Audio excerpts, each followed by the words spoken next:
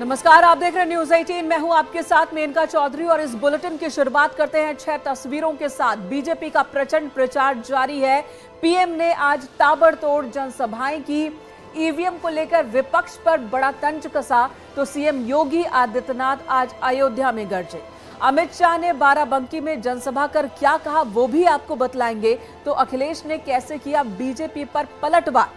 मायावती और प्रियंका गांधी ने आज कहां पर प्रचार किया ये भी आपको इस बुलेटिन में बताएंगे। और साथ ही यूक्रेन में फंसे भारतीय छात्रों और उनके परिजनों की गुहार भी आपको दिखाएंगे। एक एक कर सभी खबरों पर नजर होगी। और सबसे पहले बात रूस यूक्रेन संकट की करते हैं। प्रधानमंत्री नरेंद्र मोदी ने इसे लेकर एक बड़ी बैठक बुलाई है जिसमें गृह मंत्री, रक्षा मंत्री, वित्त मंत्री, एनएसए और सुरक्षा से जुड़े बड़े अधिकारी इस मीटिंग में शामिल होंगे। यूक्रेन में कई भारतीय छात्र फंसे हुए हैं, इसी को लेकर पीएम मोदी ने बड़ी बैठक बुलाई है। इससे पहले भी हाई लेवल बैठकों का दौर आज सुबह भी देखने को मिला और अब प्रधानमंत्री ने भी एक मीटिंग बुलाई है, बड़ी बैठक बुलाई है। और इस बैठक में विदेश मंत्री भी शामिल होंगे, रक्षा मंत्री शामिल होंगे, वित्त मंत्री शामिल होंगे, एनएसए अजित डोभाल भी शामिल होंगे और सुरक्षा से जुड़े जो बड़े अधिकारी हैं वो भी इस मीटिंग का हिस्सा होंगे।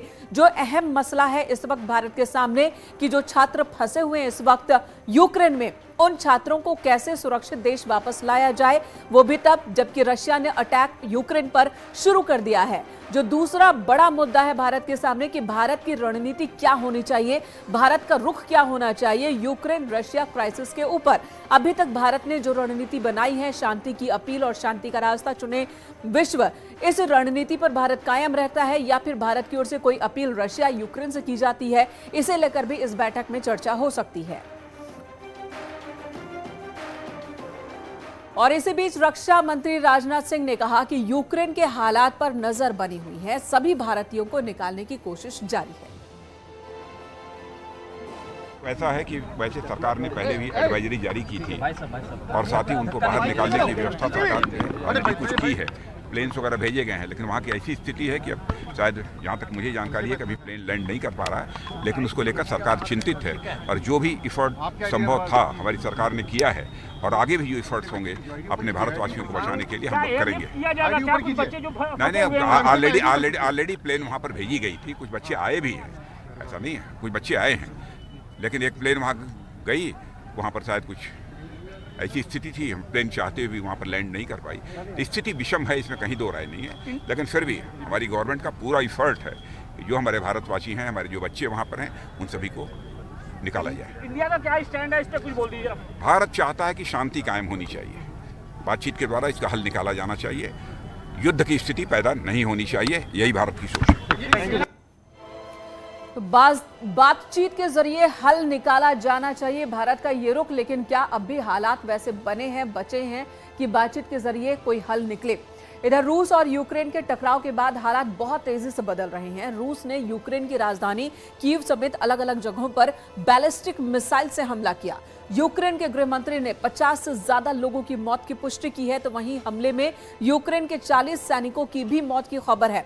अब यूक्रेन और रूस की तरफ से अलग अलग दावे किए जा रहे हैं। रूस का कहना है कि वो सिर्फ यूक्रेन के सैन्य ठिकानों को निशाना बना रहा है, आम लोगों पर कोई कार्रवाई नहीं की गई है। वहीं यूक्रेन का दावा है कि आम लोग भी मारे गए हैं। यूक्रेन के ओडेसा में भी 18 लोगों की मौत की खबर है। हालांकि अब नाटो ने यूक्रेन की मदद करने का ऐलान कर दिया है। और इस बीच टेंशन की एक बड़ी बात यह है कि कई भारतीय यूक्रेन में फंसे हुए हैं, जिसमें से कई यूपी और उत्तराखंड से भी हैं। यूक्रेन का एयर स्पेस बंद हो गया है और दोनों ओर से गोलीबारी लगातार जारी है। यूक्रेन में फंसे छात्र भारत सरकार से मदद की गुहार लगा रहे हैं। और यूक्रेन में उत्तर प्रदेश के भी कई लोग फंसे हैं, जिनमें से ज्यादातर छात्र ऐसे छात्र हैं जो यूक्रेन से ही वीडियो जारी कर अब मदद की उम्मीद कर रहे हैं, गुहार लगा रहे हैं। कई परिजन भी सरकार से मदद की गुहार लगा रहे हैं। अभी भी यूक्रेन में है। ड्यू टू रशिया और यूक्रेन के बीच में जो कॉन्फ्लिक्ट चल रहा है, उससे स्टूडेंट को एक मेंटल प्रेशर बन चुका है कि हमें यूक्रेन में रहना सेफ है या फिर इंडिया जाना। तो ऑब्वियसली इंडिया जाना सही है। ये तो हमारी एम्बेसी ने भी बोल दिया है कि आप इंडिया चले जाओ, आपकी जान की रिस्पॉन्सिबिलिटी हम नहीं लेंगे। बोले मैं चंद्रशेखर पांडे, मोहल्ला आजाद नगर, नगर पालिका बांसी, सिद्धार्थनगर उत्तर प्रदेश से बोल रहा हूँ। मेरा लड़का यूक्रेन में बिलिस्ता में MBBS का 5वें साल का छात्र है। वो वहाँ फंस गया है। मेरा अनुरोध है मोदी जी से कि वो मेरे बच्चे को निकालने का कष्ट करें। यहाँ पूरा परिवार और वहाँ मेरा बच्चा बहुत परेशान है। अच्छी चल रही है, कोई दिक्कत नहीं थी। अब ये रूस और यूक्रेन का जो ये मसला हो रहा है, इसमें थोड़ा सा बच्चे घबरा रहे हैं। हमारा बच्चा पढ़ने के लिए गया था यूक्रेन में, वहाँ से जाकर वो पढ़ाई कर रहे थे अपनी, वहाँ युद्ध शुरू हो गया। तो हमें अपना बच्चा चाहिए, अमन शहर में का पता। और अब बात सीएम योगी आदित्यनाथ के रोड शो की कर लेते हैं। मुख्यमंत्री योगी आदित्यनाथ आज अयोध्या में थे और यहां पर उन्होंने करीब 3 किलोमीटर लंबा रोड शो निकाला। रोड शो में भारी संख्या में लोग उमड़े। भारी जनसैलाब के बीच सीएम योगी आदित्यनाथ का रोड शो जैसे जैसे आगे बढ़ रहा था, अयोध्या की जनता, खासतौर पर महिलाएं, फूलों से उनका स्वागत कर रही थी। दूसरी तरफ सीएम भी लगातार हाथ जोड़कर वहां की जनता का अभिवादन स्वीकार कर रहे थे। आपको बता दें, 2017 में अयोध्या की 5 सीटों पर बीजेपी ने कब्जा जमाया था और आज रोड शो के जरिए बीजेपी ने अयोध्या से एक बड़ा संदेश देने की कोशिश की है। गुरुजी का वो एक ख्वाब था, एक आशा थी, आपको लगा था कि आपके जीवन काल में आप उसे साक्षात होते हुए देखेंगे? क्यों नहीं? हमारी 3 पीढ़ियां श्री राम जन्मभूमि आंदोलन से जुड़ी रही हैं और ये मेरा सौभाग्य है कि रामलला टाट से भव्य मंदिर में मेरे समय में आए हैं और प्रधानमंत्री मोदी जी के कर कमलों से श्री राम मंदिर निर्माण का कार्य प्रारंभ हो चुका है। मुझे लगता है 500 वर्षों के इतिहास का मैं सबसे सौभाग्यशाली और हमारी पीढ़ी सबसे सौभाग्यशाली पीढ़ी है जो भगवान राम के भव्य मंदिर निर्माण के कार्य को देख पा रही है। यहाँ जय श्री राम के नारे इस तरह से गूंज रहे हैं। कल अखिलेश यादव भी यहाँ आने वाले हैं, लेकिन वो फैजाबाद आ रहे हैं, अयोध्या नगरी नहीं आ रहे। देखिए, अयोध्या और देश से जानना चाहता है 1990 में राम भक्तों पर जो गोलियां चली थी, उसके लिए यह खानदान माफी कब मांगेगा? हम लोग तब भी कहते थे कि अयोध्या में भगवान राम का जन्म हुआ है और हम मंदिर निर्माण जन्मभूमि पर चाहते हैं, लेकिन हमारी बातों को अनसुना कर दिया गया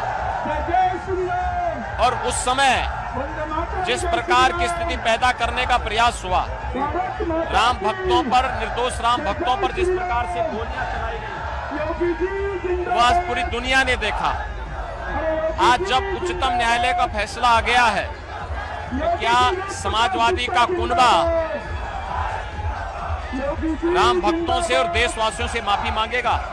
और मुझे लगता है जब अखिलेश यादव कल यहाँ आएंगे, मैं अखिलेश जी से इस बारे में कहूंगा कि वे अयोध्या वासियों से और देशवासियों से अयोध्या में आके माफी मांगे। मेरा अंतिम प्रश्न है महाराज कि दिसंबर 2023 में राम मंदिर बनेगा, तब क्या आप रहेंगे मुख्यमंत्री बनकर, इतिहास रचेंगे? देखिए, कोई राम भक्त ही मुख्यमंत्री रहेगा। अयोध्या में सीएम योगी आदित्यनाथ तो उधर समाजवादी पार्टी के राष्ट्रीय अध्यक्ष अखिलेश यादव ने प्रयागराज में रोड शो किया।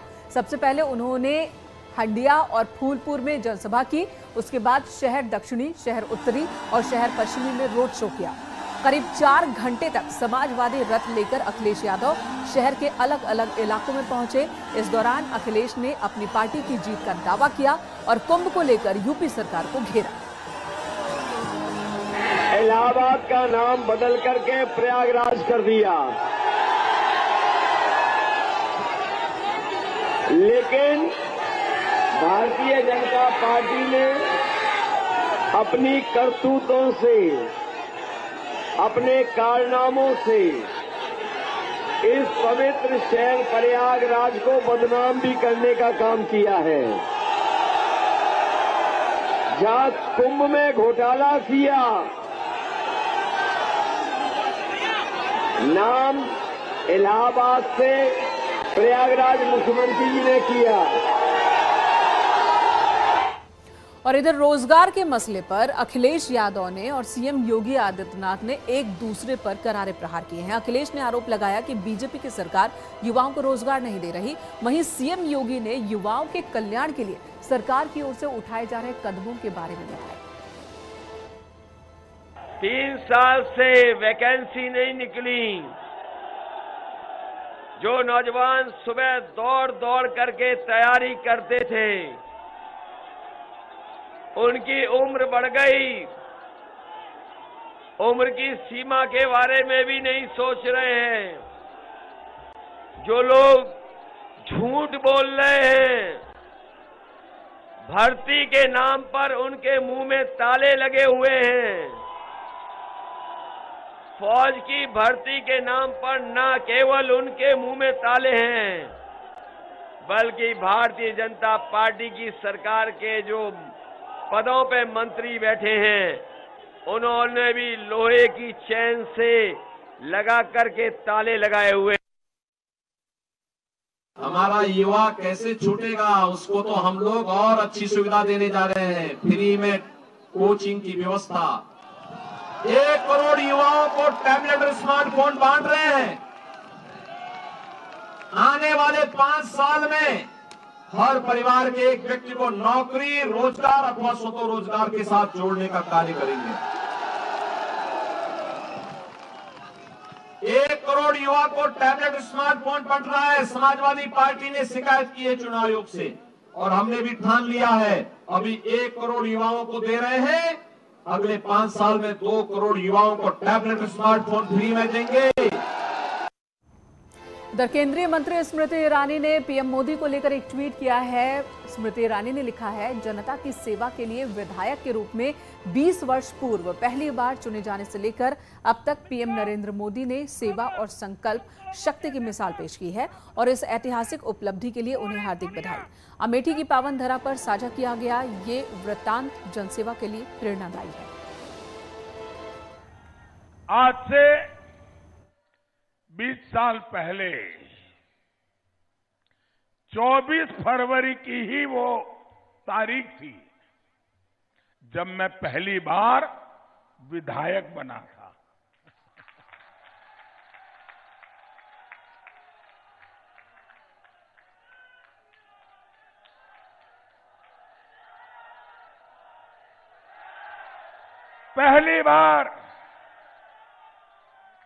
पहली बार जीवन में अचानक चुनाव के मैदान में आना पड़ा था और राजकोट के लोगों ने मुझे आशीर्वाद दिए और सेवा का ये सिलसिला शुरू हुआ। मैंने जीवन में कभी सोचा नहीं था कि कभी मैं चुनावी दंगल में जाऊंगा, चुनावी राजनीति में जाऊंगा। और चुनावी दुनिया में आने के बाद जिस तरह यूपी ने मुझे अपना लिया, मां गंगा ने मुझ पर जिस प्रकार से स्नेह वर्षा की, आप लोगों ने मुझे गले लगाया, इससे बड़ा जीवन में कोई सौभाग्य नहीं होता है। यहां रुकेंगे, एक छोटे से ब्रेक ले, तुरंत लौटेंगे। आप बने रहे हमारे साथ।